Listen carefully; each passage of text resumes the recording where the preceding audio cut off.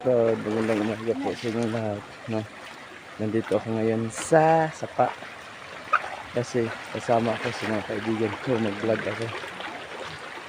Pero ako ang kasama lang nandito. No? Para mag-vlog kami. Kasi mga kaprod is video ako na. Nangurintin yung mga kaprod na. Pag-minisin yung tanan na sa ating mga followers dyan.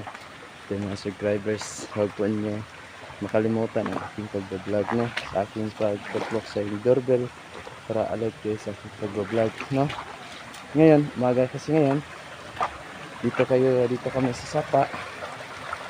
Dumaan kami kasi kasama, niyaya nila ako kasama kasi mag-vlog daw ako dito. Kukuha kami ng mga laman tubig dito, lamang Sapa. Itong Sapa nila dito mga kaparod, no? Pasensya po kayo sa aking camera dahil hindi ko alam, bibili pa ako ng bago para susunod, kaya hindi ko alam kung kailan na. Dito kami yung sa Sapa kami dadaan, no? Kami yung mga damo, sagbo or mga bato. Dito lang ako sa likod nila. Ayaw ko kasi doon sa dulo kasi mahirap, no? Siyempre ako naman nagbablog, ako naman naghawak sa camera ko. Siyempre para pakita ko sa inyo na maayos ako nagbablog, no? Gandangan kayo dahil ito marami tayong kasi yung followers natin, no? Ito lang ako na may-invite nila ako. Ito yung camera ko, pangit. Ganyan talaga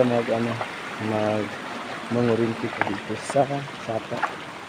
Kasi sa iba naman sa dagat naman ulang yung isda, no? Dito naman ulang o kayatang, no? Dito yung mga bato,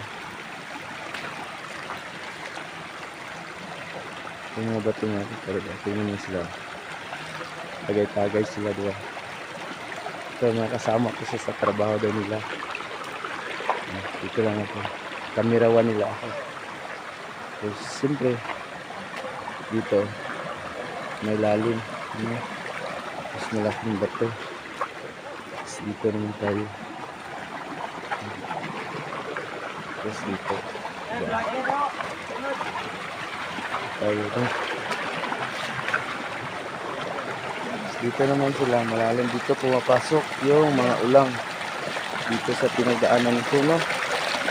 Dito mga kaprod Bisaya.